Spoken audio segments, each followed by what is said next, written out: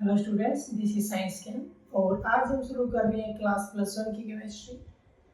और जैसा कि हमें पता है कि क्लास +1 की केमिस्ट्री के अंदर टोटल हमारे पास 9 यूनिट्स हैं और आज हम शुरू कर रहे हैं यूनिट नंबर 1। और यूनिट नंबर 1 का जो नेम है वो रहेगा some basic concepts of chemistry.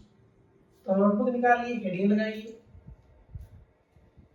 तो फर्स्ट यूनिट हम डिस्कस करेंगे some basic concepts of chemistry. ठीक है, इस यूनिट में सबसे पहले हम स्टार्टिंग करेंगे केमिस्ट्री के डेफिनेशन से। क्लास 10 तक जो हम पढ़ते हैं वहाँ पे हम एक ओवरऑल साइंस का डेफिनेशन उठाते हैं, फिर फिजिक्स, फिर केमिस्ट्री और फिर बायोलॉजी। ये जो डेफिनेशंस हैं ये कुछ क्लास के अकॉर्डिंग भी दिए जाते हैं। जैसा डाटा हमें क्लास में पढ़ना, क्लास के सिलेबस में हमें पढ़ना होता है उसके अकॉर्डिंग डेफिनेशन में स्मॉल चेंजेस होते रहते हैं। तो सबसे पहले हम जो डिस्कस करेंगे वो हम डेफिनेशन पे ही करेंगे कि केमिस्ट्री का डेफिनेशन क्या होगा। ठीक है, केमिस्ट्री का मतलब क्या है। ठीक है, पहले हम राइट करते हैं तो इसमें कुछ इंपॉर्टेंट वर्ड आएंगे, वर्ड के अकॉर्डिंग अलग अलग चीजें डिफाइन करेंगे। तो it is a branch of science which is deals with the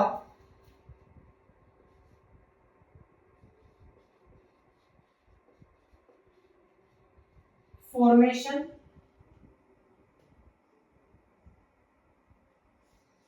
composition, structure and properties of matter. Properties of matter and some changes in which matter undergoes under the different conditions and follow some laws। पहले right कीजिए, हम इसको अलग अलग explain करते हैं कि क्या रहेगा। क्योंकि फर्स्ट यूनिट में हम लगभग डाटा वो मैटर से रिलेटेड पढ़ेंगे स्टार्टिंग की यूनिट के स्टार्टिंग में। तो क्या रहेगा, it is a branch of science which is deals with the formation, composition, structure and properties of matter and some changes in which matter undergoes under the different conditions and follow some laws. इसका मतलब क्या हुआ, तो ये class 9 में matter की starting होती है, वहां पे हम ये पढ़ते हैं कि मैटर वो स्मॉल पार्टिकल से बना होता है। ठीक है, तो सेम वही चीजें रहेगी। केमिस्ट्री में हम क्या डिस्कस करते हैं, एक हम डिस्कस करते हैं फॉर्मेशन, मैटर का फॉर्मेशन। मैटर वो पार्टिकल से बनता है, पार्टिकल्स अलग अलग तरीके के होते हैं तो मैटर भी अलग अलग तरीके का बनता है। तो ये पार्टिकल जो है वो मैटर का फंडामेंटल पॉइंट होता है। ठीक है, तो मैटर की फॉर्मेशन हम डिस्कस करते हैं, उसकी कंपोजिशन डिस्कस करते हैं, उसका स्ट्रक्चर डिस्कस करते हैं। कैसे, फॉर एग्जांपल जैसे कि वाटर है। अब वाटर की फॉर्मेशन हम कैसे पढ़ते हैं, तो नॉर्मली एक रिएक्शन लिख सकते हैं कि हाइड्रोजन गैस प्लस में ऑक्सीजन गैस और हमारे पास फॉर्मेशन किसका होगा, वाटर का फॉर्मेशन होगा। तो ये तो हो गया फॉर्मेशन की वो बना कैसे, तो हमारे पास रिएक्टेंट आ गया, प्रोडक्ट आ गया। उसके बाद आता है कंपोजिशन। कंपोजिशन का मतलब होता है कि जब एक मैटर बना तो उसको जो बनाने वाले पार्टिकल्स थे या उस रिएक्शन के जो रिएक्टेंट थे वो एक पर्टिकुलर रेशियो में कंबाइन होते हैं। तो जैसे अब H2 बना तो अब इसमें दो अलग अलग तरीके के पार्टिकल्स, एक हाइड्रोजन एलिमेंट के हैं और एक ऑक्सीजन के हैं। तो हम यहाँ पे निकालते हैं, कंपोजिशन में निकाला जाएगा रेशियो, क्या निकाला जाएगा, रेशियो निकाला जाएगा।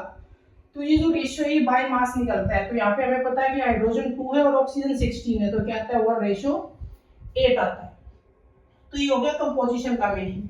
उसके बाद आता है स्ट्रक्चर। स्ट्रक्चर में क्या पढ़ा जाता है कि जब हमारे पास कोई भी एक मैटर बन के आया जिसको हमने किसी केमिकल रिएक्शन से बनाया, तो उसको जब हम 3D उसका व्यू लेते हैं कि वो कैसे अपने आप को अपनी ओरिएंटेशन दिखाता है, कैसा उसका ज्योमेट्री है, कैसा उसका शेप है, तो वो भी हम डिस्कस किया जाता है इसके अंदर स्ट्रक्चर। उसके बाद आता है प्रॉपर्टीज। प्रॉपर्टीज मतलब जो मैटर हमारे पास बना उसकी दो तरीके की प्रॉपर्टीज होती है, एक होता है केमिकल प्रॉपर्टी, एक होता है फिजिकल प्रॉपर्टी।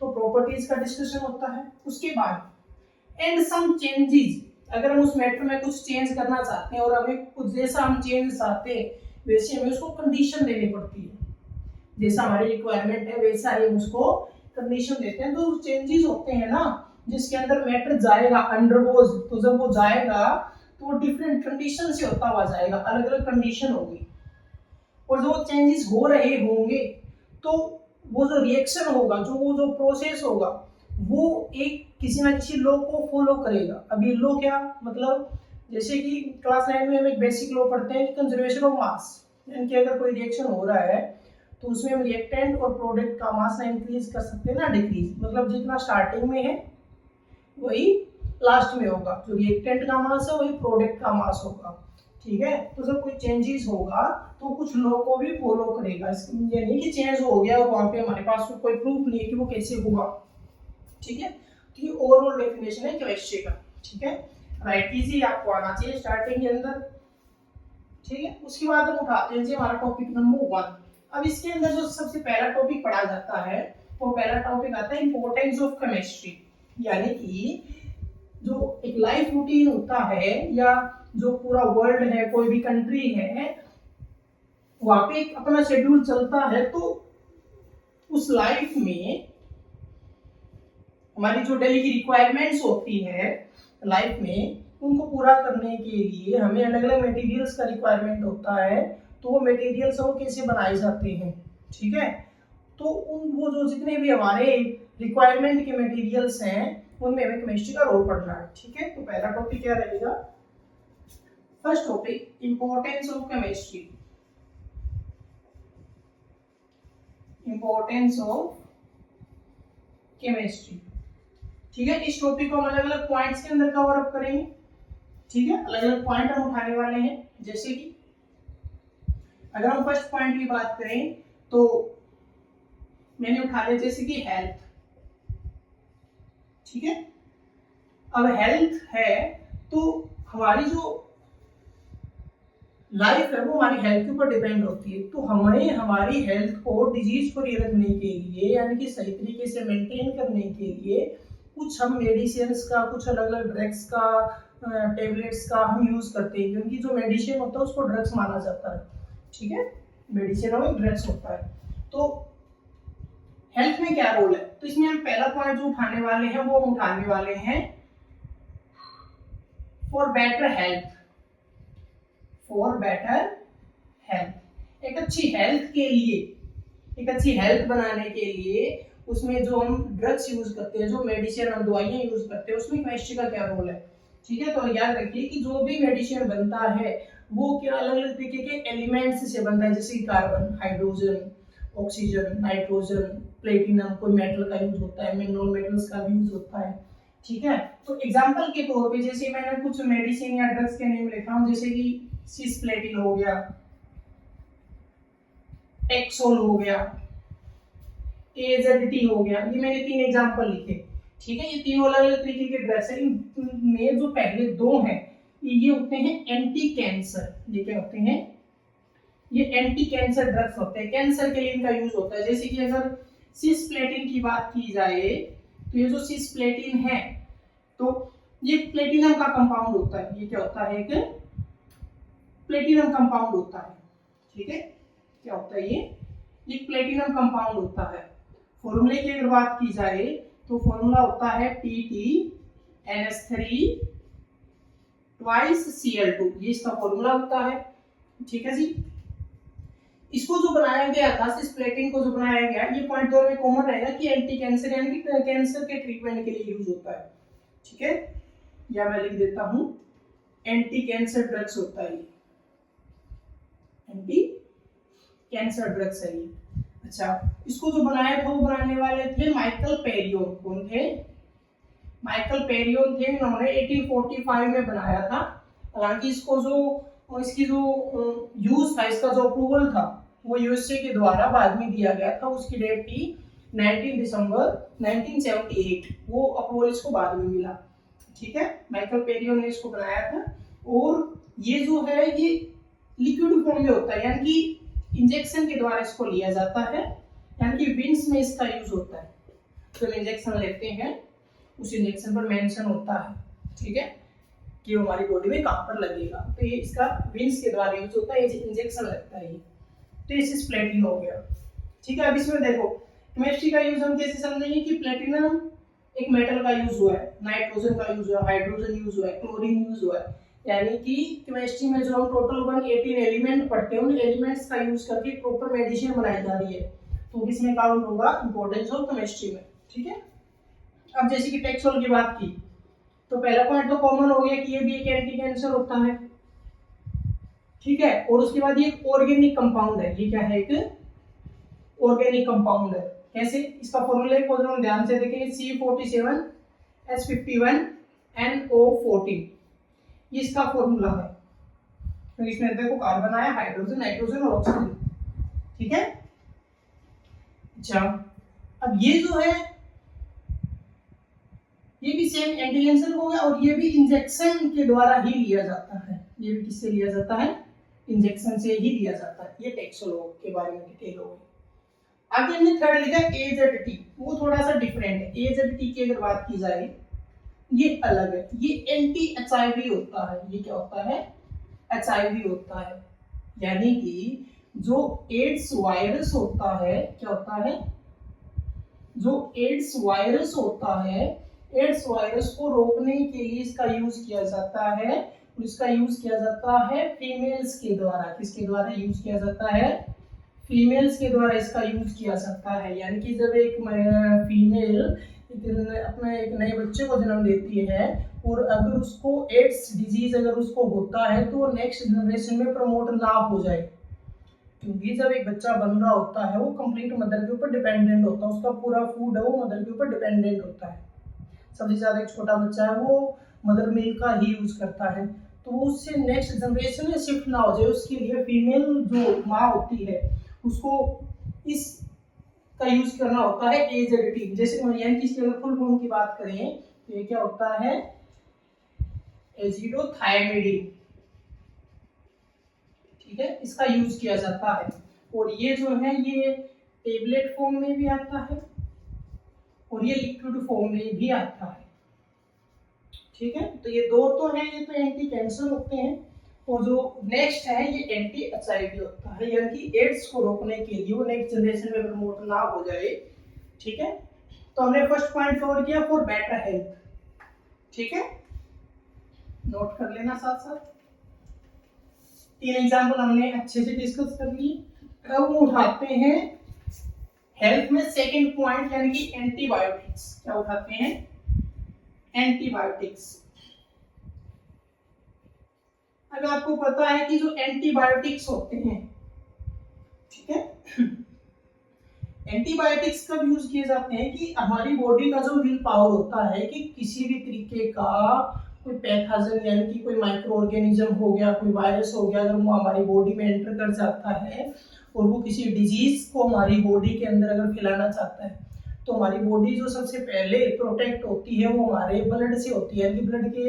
ब्लड में जो मेन पार्ट डिजीज के लिए होता है, जैसे कि WBC हो गया, ठीक है, यानी कि व्हाइट ब्लड सेल्स होता है, वो व्हाइट ब्लड सेल हमारी बॉडी को प्रोटेक्ट करता है, ठीक है। लेकिन जब WBC के नंबर्स कम हो जाते हैं हमारे ब्लड के अंदर तो जो पर्टिकुलर डिजीज है वो हमारी बॉडी के ऊपर हावी होने लगता है, यानी कि विल पावर है वो बॉडी की वो कम होने लगती है, ठीक है।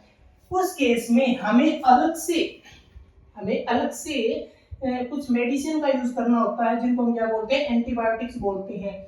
यानी कि हमारी बॉडी के अंदर जाकर एंटीबायोटिक्स है वो एंटीबॉडीज बनाती है। एंटीबॉडीज का मतलब जो ब्लड होता है उस ब्लड में जो WBC है ये उसको इंक्रीज कर देती है, और जब ब्लड का WBC इंक्रीज होता है तो वो डिजीज है वो हमारी बॉडी के अंदर नहीं फैलता, वो हमारी बॉडी के ऊपर हावी नहीं होता, ठीक है। जैसे कि स्ट्रेप्टोमाइसिन हो गया, स्ट्रेप्टोमाइसिन है वो एक एंटीबायोटिक है, उसका यूज है वो WBC को इंक्रीज करने के लिए किया जाता है ये 2 पॉइंट फॉर बेटर हेल्थ और एंटीबायोटिक्स। ठीक है जी, नोट कीजिए।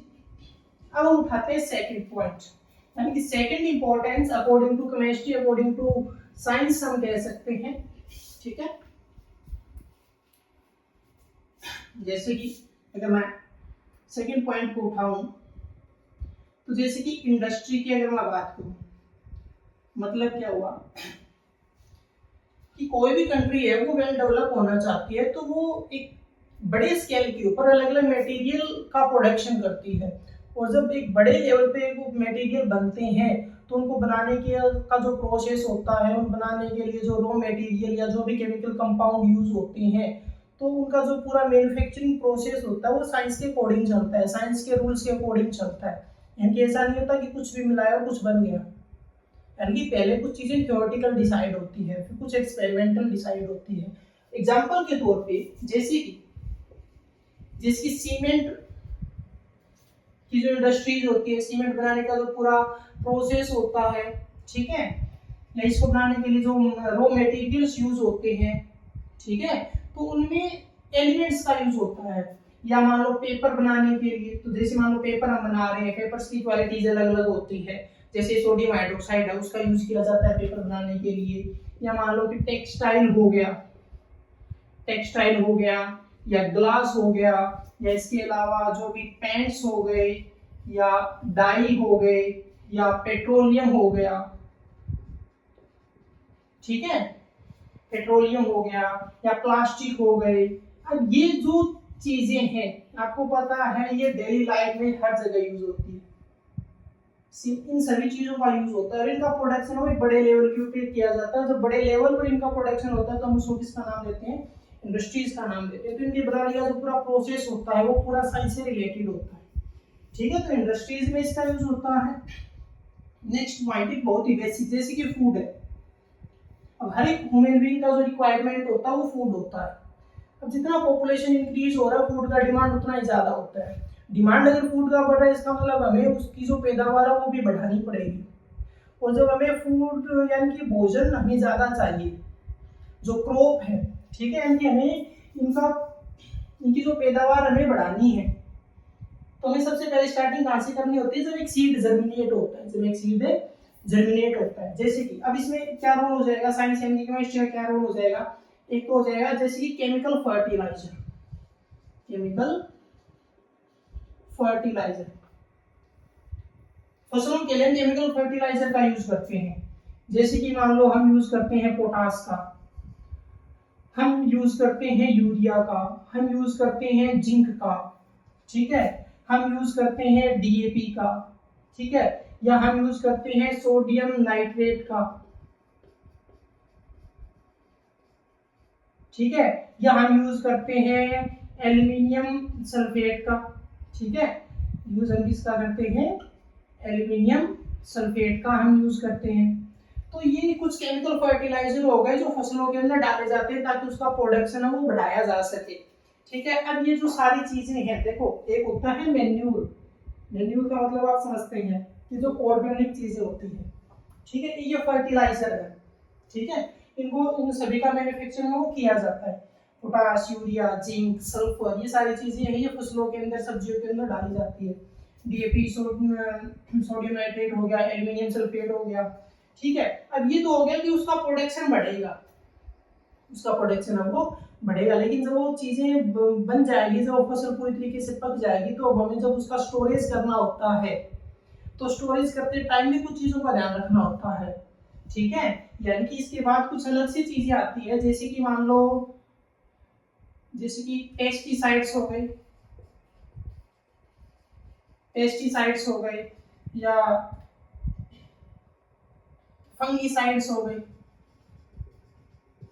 तो इन चीजों का यूज है वो बाद में भी किया जाता है, फसल के साथ साथ तो किया जाता है, उसके बाद भी किया जाता है ताकि उसकी पैदावार ज्यादा बढ़ सके, वो फसल ज्यादा खराब ना हो, ठीक है। तो ये फूड का पॉइंट हो गया थर्ड, ठीक है, नोट कीजिए। आगे बढ़ते हैं। अब नेक्स्ट पॉइंट के ऊपर अगर बात करें, जैसे कि वॉर को उठाते हैं, वॉर।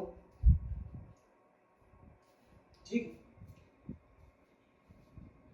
कोई भी कंट्री है वो अपने आप को पावरफुल बनाने के लिए जब कुछ अलग अलग चीजें हैं वो अपनी तरफ से तैयार रखती है, यानी कि जिनको हम वेपन्स बोलते हैं, यानी कि जब वार की अगर स्थिति अगर बनती भी है तो उस वॉर के टाइम में उन वेपन्स को यूज किया जा सके। यानी कि कोई भी कंट्री है अपने आप को पावरफुल बनाने के लिए कुछ हाईली एनर्जेटिक केमिकल कंपाउंड होते हैं, और वो हमें सारे किससे मिलते हैं, केमिस्ट्री से मिलते हैं। कि केमिस्ट्री के एलिमेंट्स का यूज करते हैं, साइंस के प्रोसेस का यूज करके हाईली एनर्जेटिक केमिकल कंपाउंड बनाए जाते हैं। ठीक है, तो एनर्जेटिक जो केमिकल कंपाउंड बनते हैं उनके अंदर अलग अलग एलिमेंट्स का यूज होता है। फॉर एग्जांपल के लिए जैसे कि टीएनटी हो गया, ठीक है। अच्छा, उसके अलावा जैसे कि डायनामाइट हो गई, उसके अलावा जैसे कि पॉइजनस गैस हो गई। पॉइजनस गैस में जैसे कि एक हो गया मस्टर्ड गैस, एक हो गया फोर्जिन गैस, इन गैसेस का यूज किया जाता है। ठीक है, इसके अलावा जैसे कि हाइड्रोजन बॉम्ब हो गया या एटम बॉम्ब हो गया, तो ये हाईली एनर्जेटिक कंपाउंड होते हैं। इनमें अगर मैंने जैसे पहला लिखा टीएनटी, ठीक है, क्या फुल फॉर्म क्या होती है, ट्राई नाइट्रो टोल्यूनि। ठीक है, फॉर्मूले की अगर बात की जाए तो C7H10 N3O6, ठीक है, ट्राई नाइट्रो टोल्यूनि। ठीक है, तो जैसे मुझे जैसे याद आ रहा है कि जैसे मैंने लिखा था AZT, उसका शायद मैंने फॉर्मूला नहीं बताया था AZT, तो एडिजोथायमिडिन जो हमने लिखा था उसका फॉर्मूला शायद मैंने लिखा नहीं, तो इसका फॉर्मूला नोट कर लेना, C10H13 N5O4।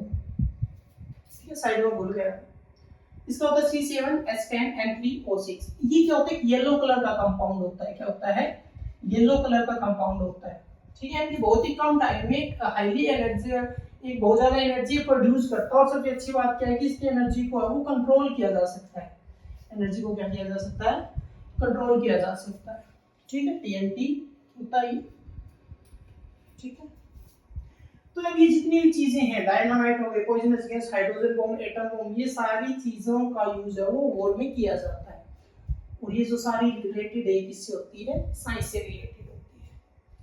ठीक है, तो ये वॉर का पॉइंट हो गया। आगे बढ़ते हैं।